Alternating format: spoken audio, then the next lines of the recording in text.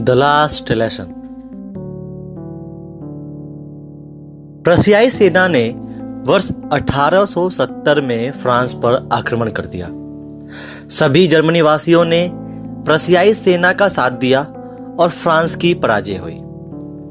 Else's तथा Lawrence नामक France के दो क्षेत्र प्रशिया के अधिकार में आ गए। नए प्रशियाई शासकों ने इन दिनों क्षेत्र के स्कूलों में फ्रांसीसी भाषा पढ़ाए जाना निषेध कर दिया। इन क्षेत्रों में फ्रांसीसी भाषा पढ़ाए जाने वाले अध्यापकों को छोड़ जाने के लिए कहा गया था। इस कहानी में ऐसे ही एक फ्रांसीसी अध्यापक के अपने स्कूल के अंतिम दिन का वर्णन किया गया है। यद्यपि वो जानता था कि उसका ट्रांसफर हो चुका है और वो अपने पुराने स्कूल में और अधिक नहीं रह पाएगा, फिर भी वे अपने विद्यार्थियों को अपना लास्ट लेसन उतनी ही लगन और ईमानदारी के साथ पढ़ाता है जैसे कि वो पहले पढ़ाया करता था। ये कहानी 1870 के दौरान एक अध्यापक द्वारा अपने अंतिम पाठ पढ़ाए जाने का वर्णन करती है। कहानी अध्यापक की कक्षा में फ्रेंच नामक एक छोटे से विद्यार्थी के द्वारा बताई गई है। तो आइए चलते हैं 1870 में। उस दिन मैं स्कूल के लिए बहुत देर से जागा। मुझे डांट पड़ने का बहुत डर लग रहा था, विशेष रूप से इसलिए कि मास्टर हैमल आज हमसे पार्टिसिपल्स के संदर्भ में प्रश्न पूछेंगे और मुझे तो उसका एक सिंगल वर्ड तक नहीं आता। एक पल के लिए मैंने सोचा कि मैं आज भाग जाता हूँ और पूरा दिन स्कूल के बाहर गुजारूंगा। आज तो मौसम भी अच्छा है, थोड़ी सी गर्माहट भी है और काफी शाइनिंग डे था आज, काफी उज्जवल दिन था आज। जंगल के पीछे की ओर पक्षियों के चहचहाने की आवाजें आ रही थी और वहीं पीछे खुले मैदान में प्रशियाई सैनिकों की ड्रिल की आवाज आ रही थी।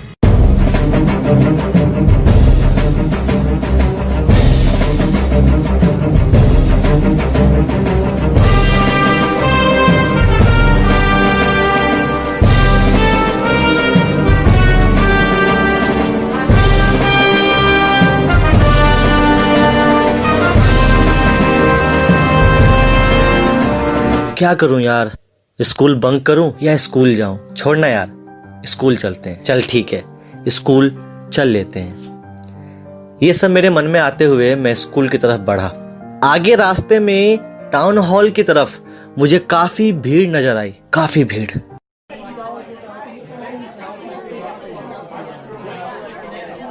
पिछले 2 वर्षों से लेकर हमारे सभी बुरे समाचार वहीं आ रहे थे। हारी गई लड़ाई के समाचार, अनिवार्य सैनिकों के भर्तियों के समाचार, कमांडिंग ऑफिसर के समाचार। मैं वहां बिना रुके अपने मन में ये सोच रहा था यार आज कौन सी न्यूज आई होगी जो इतनी भीड़ लग रही है यहाँ पे। और मैं वहां से बिना रुके चलता चला गया। तभी पीछे से एक लोहार की आवाज आई और उसने मुझसे कहा, मुझे लगा वो मेरा मजाक उड़ा रहा है, पर कोई नहीं। मैं उसकी बात को इग्नोर करता हुआ बहुत तेजी से, बहुत भागता हुआ स्कूल के बाहर पहुंचा। मैं थक चुका था यार। इस समय जब स्कूल शुरू हुआ करता है तो काफी चहल पहल की आवाजें आती हैं जो गलियों तक सुनाई देती हैं, लेकिन आज तो स्कूल शांत लग रहा था। कोई आवाज नहीं आ रही, ना डेस्क की आवाज आ रही है, ना बच्चों के बोलने की आवाज आ रही है और ना ही टीचर के बेंच पीटने की आवाजें आ रही हैं। अबे यार, मैंने तो ये सोचा था कि चहल पहल में मैं चोरी छुपे अपने डेस्क पे जाके बैठ जाऊंगा, पर यहां तो मामला बिल्कुल अलग है। पूरा स्कूल शांत था, जैसे कोई संडे मॉर्निंग हो। मैं जब स्कूल के अंदर घुसा तो बच्चे पहले से ही बेंचों पे मौजूद थे। मुझे लगा कि लगता है आज मैं पिटूंगा। मैंने जैसे ही गेट खोला मुझे एक बहुत प्यारी आवाज सुनाई दी और वो मेरे टीचर की आवाज थी। उन्होंने मुझसे कहा, Go to your place quickly, little Franz. We were beginning without you. मैं अपने बेंच पे बैठ गया, लेकिन इतनी प्यारी आवाज ने मुझे अचंभित कर दिया था। आज टीचर ने बहुत अच्छे कपड़े पहन रखे थे, ग्रीन जैकेट, शर्ट और एक बहुत प्यारी सी कैप। ये कपड़े तो सिर्फ वो तभी पहनते हैं जब कोई प्राइज डिस्ट्रीब्यूशन डे होता है या कोई इंस्पेक्शन वाला डे होता है, लेकिन आज तो दोनों में से कुछ भी नहीं था। और ये क्या, क्लासरूम के पीछे बैक बेंचेस हमेशा खाली रहा करते थे, लेकिन आज तो वहां गांव के एल्डर लोग आके बैठे हुए हैं। ये सब कुछ इतना अजीब क्यों हो रहा है? बच्चे बिल्कुल शांत हैं, टीचर ने इतने अच्छे कपड़े पहन रखे हैं, और गांव के लोग क्लासरूम में क्या कर रहे हैं भाई?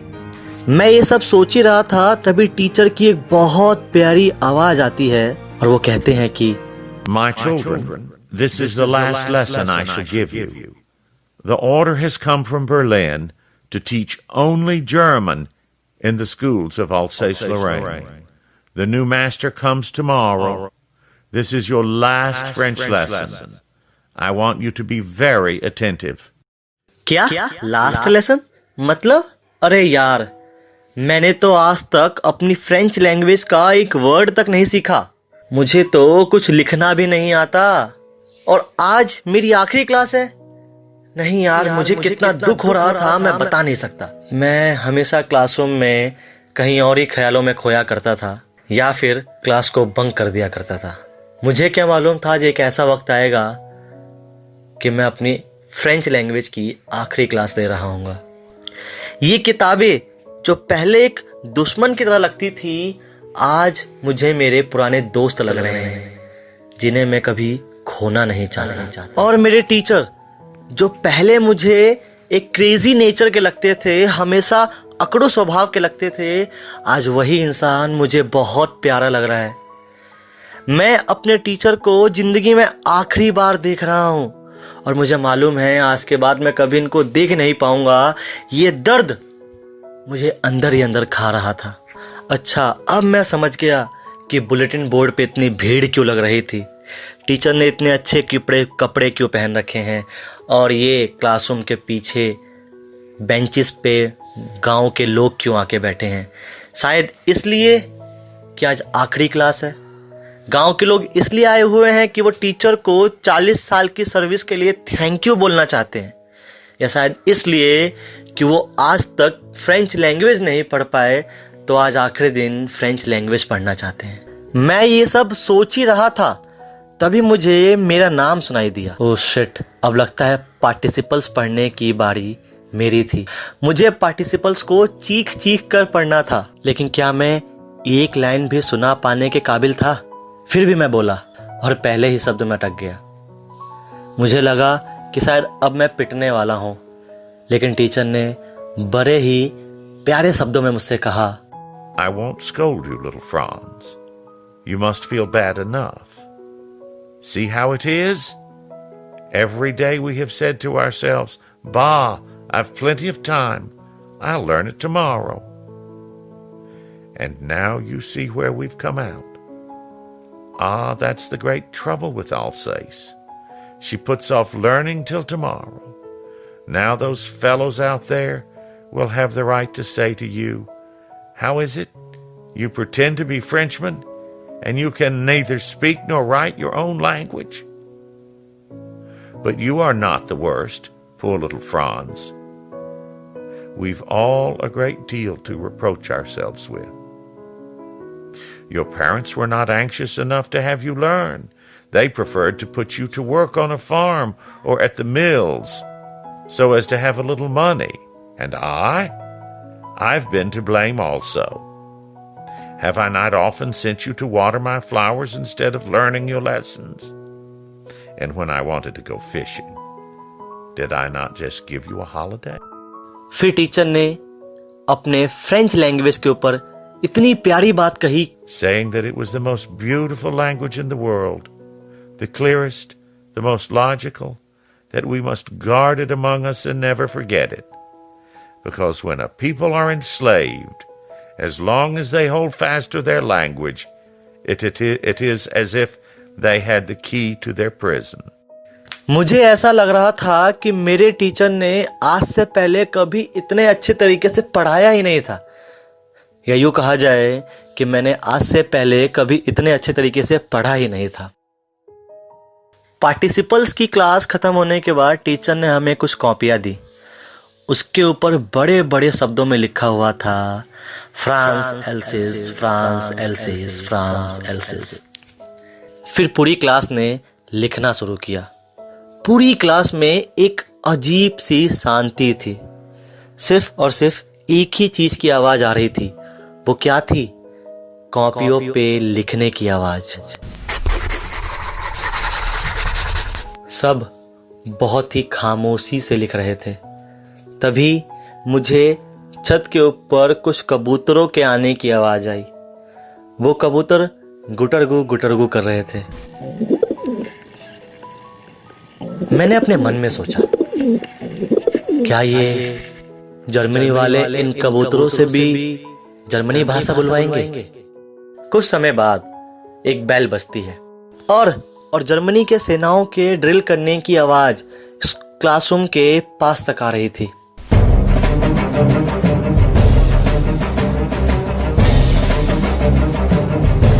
मास्टर हैमल पीछे मुड़े और उन्होंने चौक उठाया और बड़े ही ताकत के साथ ब्लैक बोर्ड पे बड़े बड़े अक्षरों में लिखा, विवा ला फ्रांस। फ्रांस हमेशा आजाद रहे। और उन्होंने अपना सर ब्लैक बोर्ड की तरफ रखा और बिना मुड़े ये इशारों में कहा कि क्लास खत्म हो गई है और आप सभी लोग जा सकते हो। थैंक यू गाइस कि आप लोगों ने मेरा वीडियो देखा। अगर आपको ये वीडियो अच्छा लगा हो तो प्लीज़ लाइक कीजिएगा। कोई दिक्कत हो, कोई और चैप्टर करना हो या कोई कमी हो तो प्लीज़ कमेंट कीजिएगा और प्लीज़ सब्सक्राइब भी कीजिएगा। Thank you for watching this video.